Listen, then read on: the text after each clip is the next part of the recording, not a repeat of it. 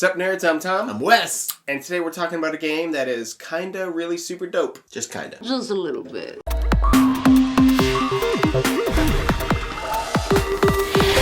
Origins is a dice worker placement game where you are placing in these 5 different sections to unlock these actions based on the color of your die and the number on your die to go out on the board and do all kinds of fun stuff. And there's stuff like fighting in the arena and moving up here, which is like a super straightforward, easy way to get points. There's the constellations, which is kind of like a gamble because there's 3 tracks and you take your 2 lowest numbers on the track at the end of the game and score those points. Or you can do what the game is called and go and build your city with these tiles, which unlock special abilities, but they also, like, you can lock dice into them later to score a bunch of points at the end of the game by building up your towers as well. So it's a little point salady in the idea that there are tons of different ways to get points, tons of different avenues, but they all meld together really well. Really well. And I was actually talking about this with some buddies. I played the game Boone Lake kind of recently, and there was a lot of different mechanics. There was like a tile laying aspect, there was an advancing on a river aspect, there was playing cards from your hand, there was upgrading things on your player board, there was action selection with things that like rotated. So there were all these different aspects, and they Venn diagrammed a little bit. You could tell that there was a lot of non-overlap, a lot of like, I don't really need to build tiles over here, but I guess if I build this tile in particular, that will help with this one thing with my board here. That will combo and I'll get points. In here, they really overlap a lot. When you get these dice, the color and the number does matter for placing out here, and actually one thing, you have these motherships that rotate, and I know you won't be able to see from the camera right there, is that there are these little pit values on these motherships. And I've seen a lot of people online and stuff, they like color these in, and that I think that is really dope, and you should definitely do that. I mean, they probably should have been colored in already, but so you actually can't place a die there unless the pip value on your die is equal to or higher than the number that's showing on here. Well, you can, but you have to pay resources to make up the difference. And resources are really valuable in the game. Yeah.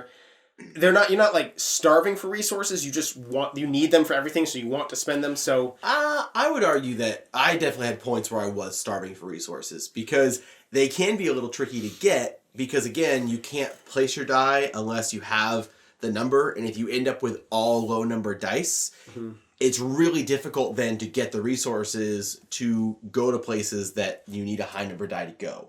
Sure. So you can be a little starved at times for resources. True, but it's not a game where, like, you know, the most resources you can get per round is like 1, and you know what I mean?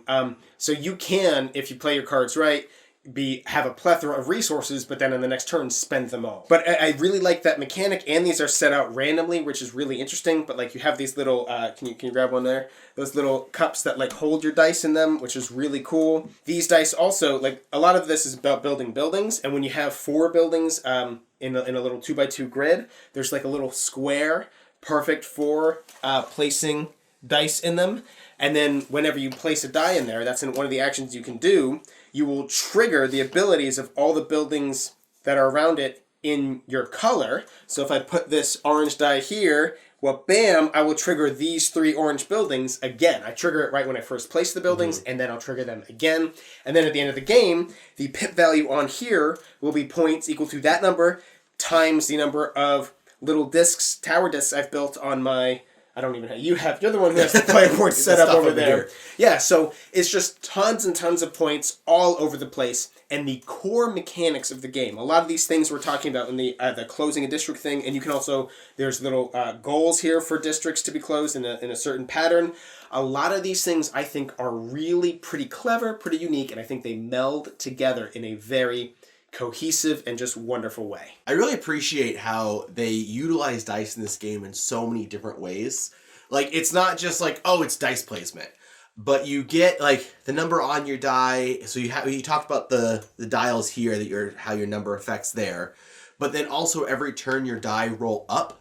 Yeah, so at the end of every round. At the end of every round where you place them. So if you get a 1 that's super hard to place and then you don't place it, it doesn't roll up, which that can be a negative. Yeah. It just makes it really important that you figure out how to place that die. But they roll up at the end of every round, so then you're getting increasingly better and better dice until they get to 6s, and then they actually like they don't die, but they retire to become advisors because you also have your dude worker placement, which basically acts as a 7. So he doesn't unlock the bonuses that having a 6 does, but he can be any color of an advisor that you have. So that was a really cool aspect as well, how your dice like continue getting better and then they retire. And then you can unlock the white dice with one of these places you go up here. And these are actually cool die because there's no 1 or 6 on them. So like you can just tell they put a little extra thought into the balancing of the game so that they're never going to be like the worst die in the game, but they're also never going to be the best die in the game. And they're not a color, so you don't get the bonus. And then they go away at the end of every round. Yeah. Now, you had just brought up balance, and that is one I really like this game a lot. I'd almost say I love it. There are a couple complaints that are holding me back from saying that. I do think that maybe like an errata or an expansion could possibly fix some of those. But I'll get into one right now, is that it definitely does seem like the military track is a really strong way to win the game. Yeah. It's a really good strategy of getting a lot of points. It's a very straightforward strategy as well. You just focus everything on that track. Because once you're at the top, every time you do military, 9 points, 9 points, 9 well, points. It depends on the number of players. 1, 2, 3. But like you said, it's just the most obviously strong thing. And especially if you can do that with some red buildings, super strong. But part of our reason for thinking that is we did do one thing wrong. And that was another thing I was going to complain about. But it's still kind of a complaint. You flip up these cards, which tell you how many of these discs per color you're supposed to have in the game at setup, right? And then when some of these, I think 2 of these things run out, that ends the game. And I feel like a lot of times I'm like, wow, I really feel like this game is being ended prematurely because it's too easy for someone to kind of get ahead and then rush it out. But you're supposed to flip up these cards and then add 1 disc per color in there to alleviate that. But even with that, this is an easy way to rush out the game, but also buying all the same color of 1 dice is an easy way to rush out the game. So the game lasts a little bit longer than I initially thought, but still not super long. It's definitely a strategy to like get ahead, because especially like on the military track, it seems like it's a great way to get a lot of points early. You know, like obviously the constellations, you can get like 140 points over there if you max everything out. It sounds impossible to me, but maybe. Maybe if the game takes long enough, I guess. But so again, if somebody is going for the constellation track and you're going for military, again, the obvious play is get ahead and end the game. If they can't do that, though, and you can be in control of that a little bit too, because, I mean, you can get ahead of that person as well. If one person's going heavy military, sure, it sucks. But if everybody's going heavy military, well, then it kind of evens it out. And when everyone's super... no one will be. And there is a decent amount of random too with not only the dice rolls but also the buildings. Sometimes some combos of buildings are just perfect. They just come out, you're just like, oh, this plus this, and I put this die here and trigger that all again. Awesome.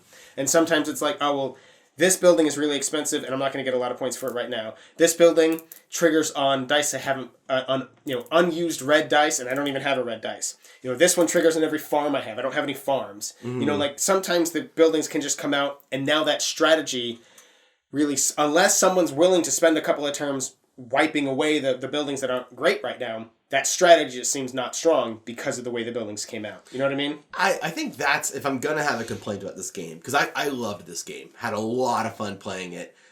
The complaint that I would have is that the randomness can be such a deterrent. Like, the way that these are randomly put out could make one of these super strong. Yeah. The way that the buildings flop out could make one specific strategy stronger than another, and it could be that you didn't go for that strategy. So, like, you've neglected the constellations, and then all these buildings are coming out, that people who didn't neglect constellations are just, like, bankrolling.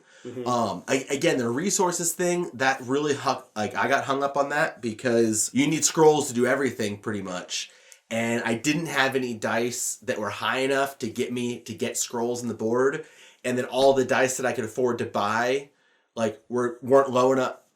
The dice that I could afford weren't high enough to let me get more scrolls, but I needed scrolls to get better dice. So I just kind of got stuck and actually ended up having like pass on turns where I had dice available. I just didn't have anywhere to put them. But I mean, you kind of get that in a game that has randomness to it. Like that has this much randomness. And honestly, you can just sort of, as long as people know that, it's a lot of the, when you know the game, you can play it really well and have an even better time with it. So you kind of have to know that ahead of time that military track can be pretty strong, and you kind of know that it's that type of game where you got to play the hand you're dealt. Yeah. You got to really be able to bob and weave. No, but I want to do this strategy. Right, but right now that strategy ain't so great. So unless you're willing to take these die that are low value and pump them up a whole bunch over here by spending food, or, willing to wipe away some of the crappy buildings, unless you house rule it, like maybe you house rule that we wipe the buildings every round, or house rule that you re-roll ones, which is something I really think I want to start doing, that I don't want to ever have to spend scrolls to get a 1 value die. Yeah. So that, I would probably rather do that. I mean, that's what they do for the white dice, right? There's no ones there. The other biggest complaint that I have, this may seem petty to some people, but the resource tokens in this game are terrible. I'm of the opinion that we're at a point in board gaming where resources like this is unacceptable. It's almost like bad CGI in movies. Yeah, because they're all on a gray circle with a picture of the resource, and honestly, the wheat, the scrolls, and the coins are such similar colors that I would get confused which resources I had unless I was really focusing on it. And it seems so common to have die cut tokens. Your cubes, your little square blocks should be the shape of bricks. Your coins, sure, those could be circles. Your scrolls could be the shape of a scroll, and your wheat can be the shape of a wheat. All the problems are alleviated. Again, I just don't think that should be tolerated. Okay. Burn the game. It's just obvious where they didn't put their money, because these motherships are great. A lot of the other components, the player boards, everything else is pretty great. The little cradles that you put your die in. Yeah, super wonderful. Awesome. Yeah, so I definitely think they were trying to cut corners there to keep the game cost down. Which I guess is fine if in an expansion, which I would love to see an expansion. I'd love to see more mechanics and more stuff explored and more buildings. Fucking give us replacement tokens or we riot. So yeah, I really, really like this game. I think it has a couple little, I don't even want to call them flaws, just a couple problems, couple caveats. But I think the base core mechanics of the game are really clever, really interesting. I like them a lot. I'm constantly thinking about different strategies. I really want to play this game. I've showed it to a lot of people, and almost everybody I showed it to hates the resources, but it's always a big hit every time. Yeah, totally agree.